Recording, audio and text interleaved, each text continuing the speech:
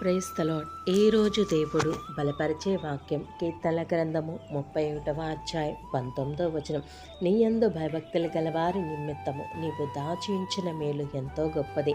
అవునండి, దేవుడి సమయమందు తన చక్కని వాక్కు ద్వారా మన అందరితో మాట్లాడుచున్న మాట. దేవుని యందు భయభక్తులు గలవారు ఎవరైతే దేవుని యందు భయభక్తులు కలిగి జీవిస్తారో ఆయన వారి ఎడల ఉంచిన మేలు ఎంతో గొప్పది. అవునండి, మనము దేవుని యందు భయభక్తులు కలిగి జీవిస్తున్నామా? అవునండి, మనం మేలు పొందుకోవట్లేదంటే దేవుని యందు భయభక్తులు కలిగి మనం జీవించట్లేదము. ఒక్కసారి మనం ఈ సమయం ముందు పరిశీలించుకుందాం, పరీక్షించుకుందాం. అవునండి, మనం దేవుని యందు భయభక్తులు కలిగి జీవిస్తే కనుక దేవుడు మనకి జ్ఞానము, తెలివి అన్నీ ఇస్తాడండి. అలాగే ఆయన ఎంతో గొప్ప మేలును మన యొక్క జీవితాల్లో నెరవేర్చుతాడు. అవునండి, మన ఆలోచనలు, మన సొంత చిత్తం, లోకానుసారంగా జీవిస్తూ దేవునికి అవిధేయతగా మనం జీవిస్తున్నాము. ఒక్కసారి ఈ సమయంలో మనం యోచన చేసుకుందాం, పరిశీలించుకుందాం, పరీక్షించుకుందాం.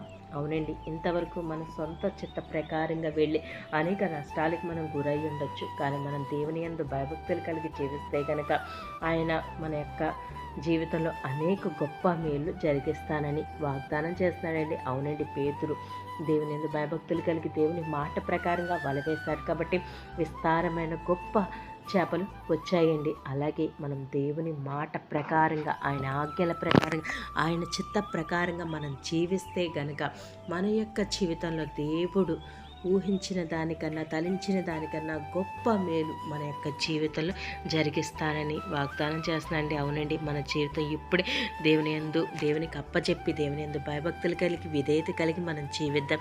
అట్టి ఆశీర్వాదాలు మనం స్వతంత్రించుకుందాం. దేవుడి కృప అందరికీ దయచేయను గాక.